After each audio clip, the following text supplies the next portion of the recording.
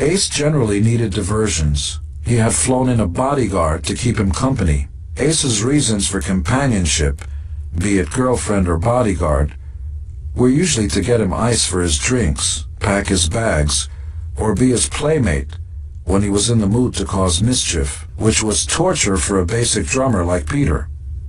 While we were at the same hotel where he had the machine gun incident, he bought paintball guns, and he and his bodyguard shot at each other inside the hotel suite.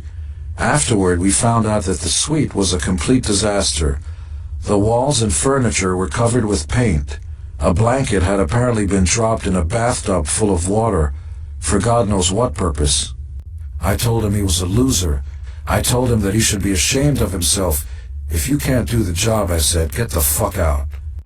The hotel banned Kiss from all Four Seasons hotels nationwide. It took some doing to explain to the hotel that only one of us had the mental capacity to actually conceive of having a paintball fight indoors, and that the person would be most happy to pay for the damages. The hotel quickly gave Ace a bill of approximately $10,000. Fuck you! He countered by saying he would sue them for any number of reasons. This was classic Ace. Everyone was trying to get him. He was the innocent victim. This feeling of persecution depressed him. He couldn't understand why his domestic life seemed to be in such turmoil. He couldn't understand why the government was after him for unpaid taxes. He couldn't understand why Canada always made him go through such a ritual before they let him into the country. The fact that the rest of the group had to wait around for hours while we pleaded with the Canadian government that Ace's drug busts were a thing of the past was completely lost on him. Ace always blames the government or fate or anything or anyone but himself when things go wrong. We were touring the world but not having a good time doing it. The chemicals had started to handicap Ace even more, and he had a girlfriend who seemed to tolerate willingly this lifestyle. Peter, too, succumbed to his inner demons.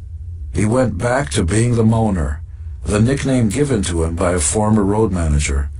Later, when Ace made his solo album, he went on record and said that if he hadn't left the band, he would have killed himself.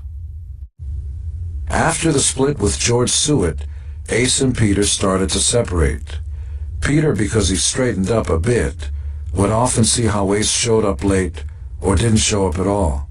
He would sometimes turn to me and say, "Don't get angry with him, he's bombed."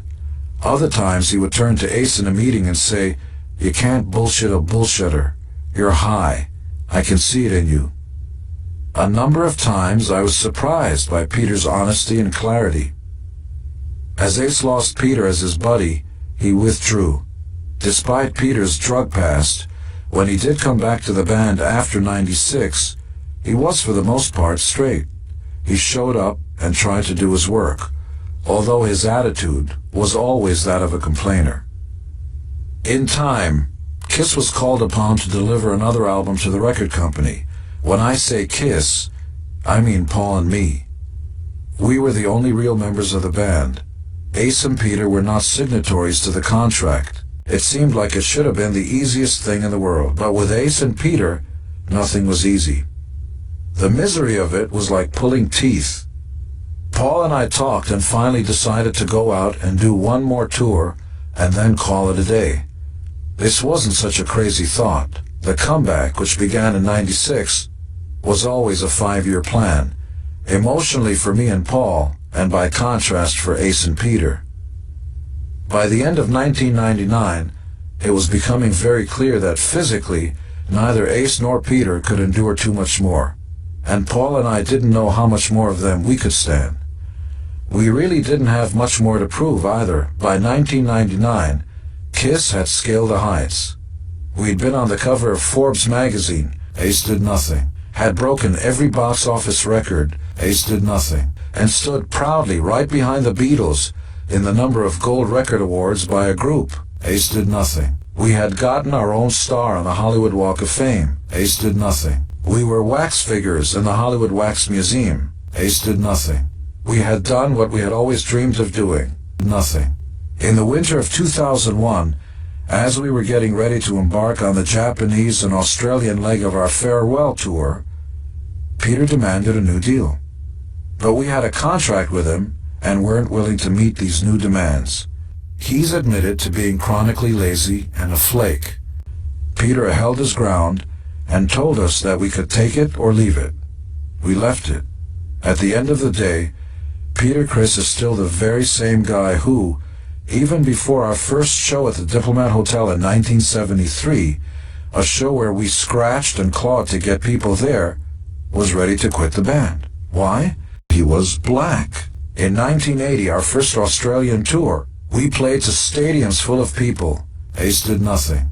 Peter missed that tour.